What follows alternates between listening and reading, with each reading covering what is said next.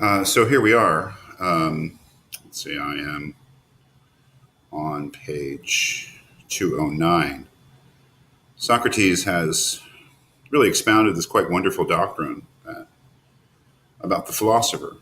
And as Socrates sometimes does in different Platonic dialogues, he has praised the philosopher as the noblest of human beings, the person who is devoted to truth, to knowledge, and that this entails for Socrates a kind of what would you call it? Kind of despising of the body and a kind of fearlessness when it comes to death. But the noblest life, the life that is least dependent upon material things and most devoted to knowledge and truth, and that again in this view, death not only becomes something not to be feared by the philosopher. Certainly, Epicurus would agree with that, but something that to be welcomed because of the possibilities that then open up to the philosopher. If indeed real knowledge is only possible on the intellectual level, on a level of mind, of thinking, and if it's true that as long as the soul is, or as long as the soul or mind is connected to body, that it will be to some degree deceived by the senses and will be prevented from coming to a full understanding of being and truth, then death becomes a liberation. And death becomes the point at which the philosopher can obtain their deepest desire, which is of truth and knowledge. But it is Siebes here in the middle of the page who kind of brings things back down to earth, which is to his credit, I would say.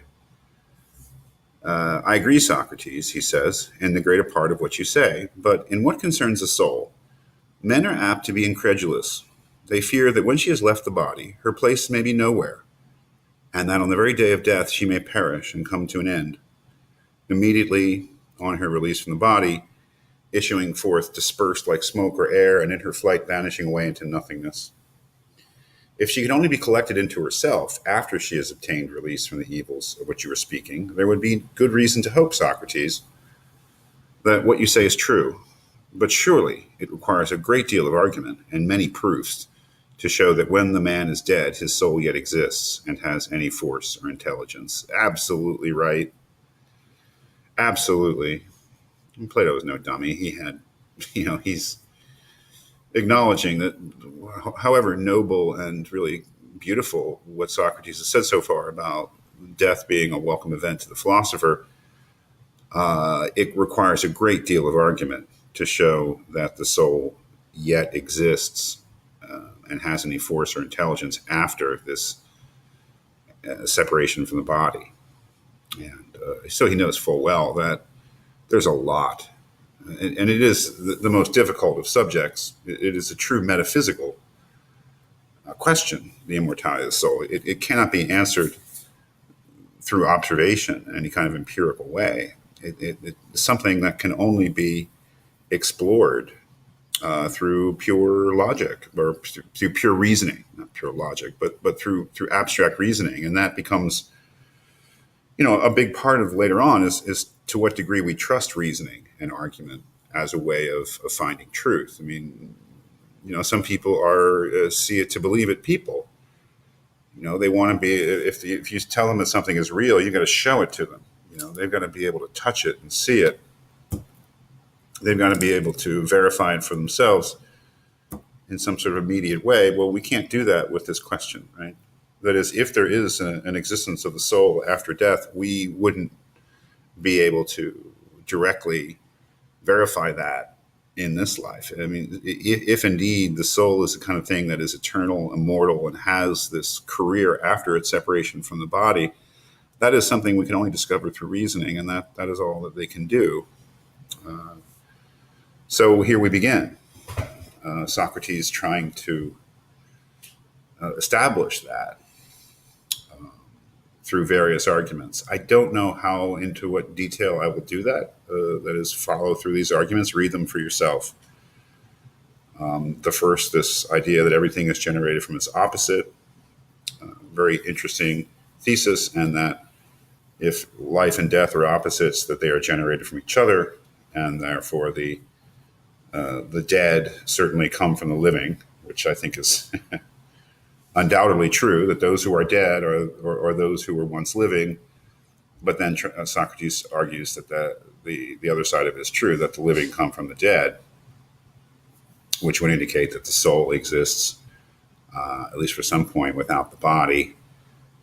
That is one of the arguments. As we move on, we see that he has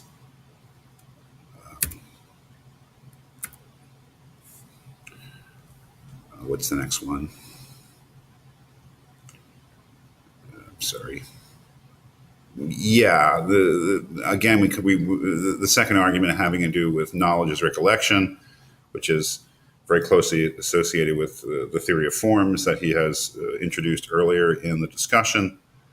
The idea that we, through question and answer, we can be shown to have knowledge that we never acquired in this life. This is basically knowledge of the form, of that absolute beauty, that absolute justice, which, at least at one point in Plato's career, he felt that that's what philosophy was uncovering that knowledge that we already had of the perfect form, which of course implicates an existence of the mind or soul before it inhabited the body, before birth, which is another argument for the immortality of the soul.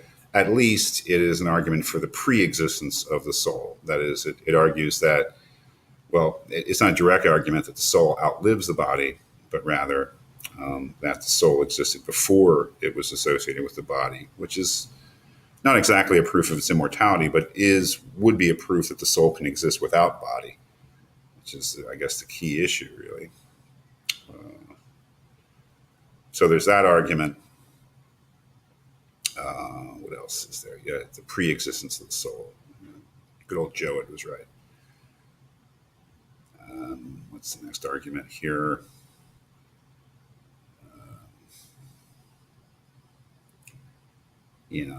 Well, those are the first two arguments. But then we come to this very dramatic point in the middle of the dialogue, where Simmias and Cebes, these two Theban strangers who have come to study philosophy or hang out with Socrates, they very delicately point out some of the problems here, right? Or some of their doubts. They're not really convinced by Socrates' arguments, the two arguments that he puts up about the ability of the soul to outlast the body or to exist without the body. And then, let's see, very, very famous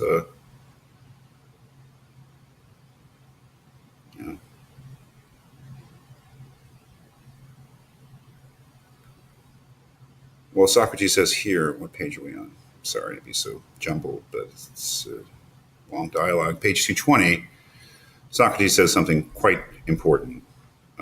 He says, and the question is, well, who's to say that upon death the soul does not scatter and disperse and fall apart, basically cease to exist? Socrates says, must we not ask ourselves what that is which, as we imagine, is liable to be scattered and about which we fear? And what, again, is that about which we have no fear? And then we may proceed further to inquire whether that which suffers dispersion is or is not of the nature of soul. Our hopes and fears as to our own souls will turn upon the answers to these questions. I think that's very true. What kind of thing is the soul? And I think in the language here of that which is liable to be scattered and is compound, as opposed to that which will not be scattered or dispersed, would be something simple. Really, the question is, if there is such a thing as the soul, is it the kind of thing that can die? That is, does death actually apply? Does the notion of death actually really, is it suitable for soul? Certainly it is suitable for body. Our bodies die. They break down. The integrity of them is lost at a certain point. point, and our bodies die. But is the soul the kind of thing that can die?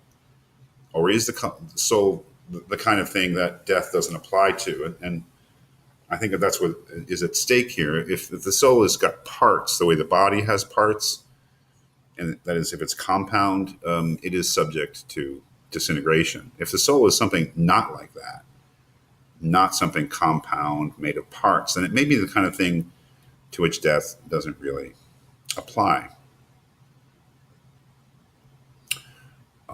Socrates argues that the soul is the kind of thing to which death doesn't apply, because he says it's more like the pure ideas than it is the physical world.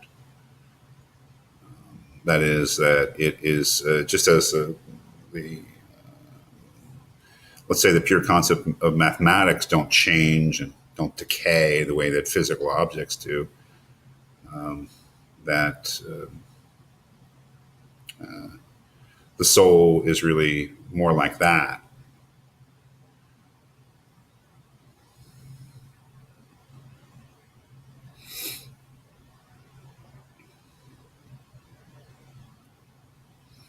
So if we get farther into it here,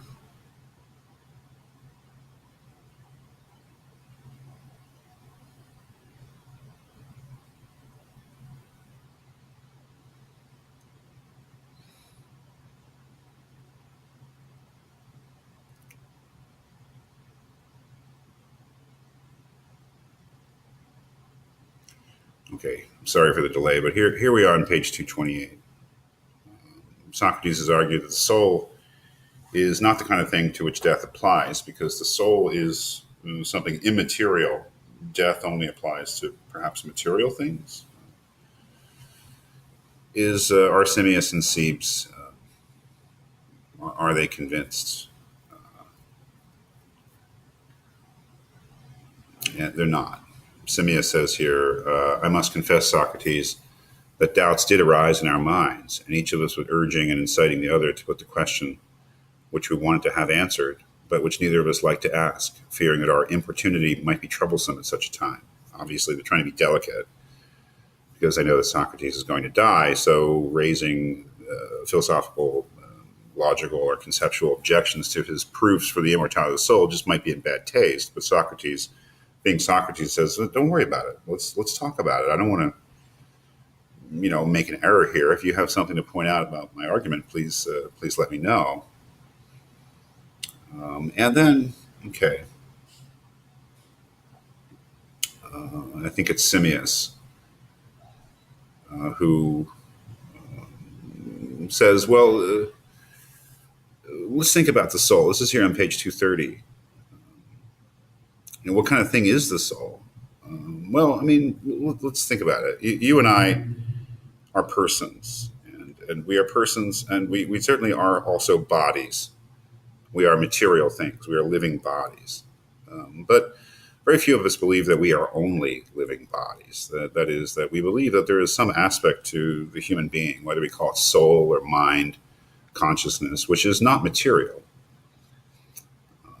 And so let's say there is such a thing as body, and there is such a thing as soul, and let's just say that body is material and subject to corruption, and that soul is something different, or mind is something different. It's something immaterial, something ideal or spiritual. But what's the relation between the two? And he comes up with this analogy of the relation between the harmony and the musical instrument, the harmony and the lyre, here on page 230. What I take to be the basic idea is that harmony is to lyre as soul is to body. The harmony is not a physical thing. The harmony is a kind of an ideal thing, the way that different notes struck together produce this beautiful harmony. That the harmony is not the lyre, and the lyre is not the harmony. The lyre is something material and physical, and the harmony is something which is non-material, which is purely ideal. However, you know what? If you break the strings of the lyre, you will also destroy the harmony. Goes away too. That is, the harmony is not the lyre. The harmony is not a material thing, but the harmony is utterly dependent upon for its existence, this material thing, so that if the material thing is destroyed and taken away, the harmony disappears too. This is obviously an analogy for the soul and the body. As he says, and if anyone maintains that the soul, being the harmony of the elements of the body, is first to perish in that which is called death, how shall we answer him? So the idea is that just as the harmony disappears upon the destruction of the musical instrument, the lyre, so the soul disappears, ceases to exist upon the destruction of the body. A very interesting thesis. A very interesting idea, that is, because it allows for this intuitive sense that we have that body and soul, or body and mind, or physical organism as opposed to person, when it comes to human beings, are these two very distinct, different things. But it allows for the idea, which has some intuitive appeal, that even if the soul is distinct from the body, it is not something which is independent of the body. This is the great challenge that Socrates has to bring up.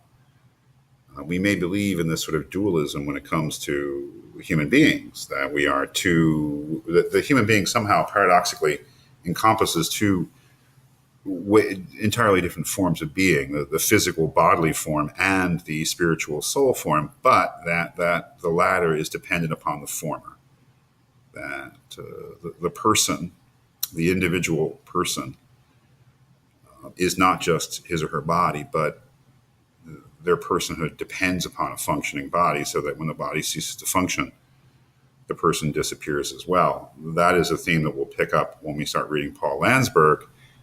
And it's that challenge I like to leave you with. That is what Socrates really needs to overcome, this notion that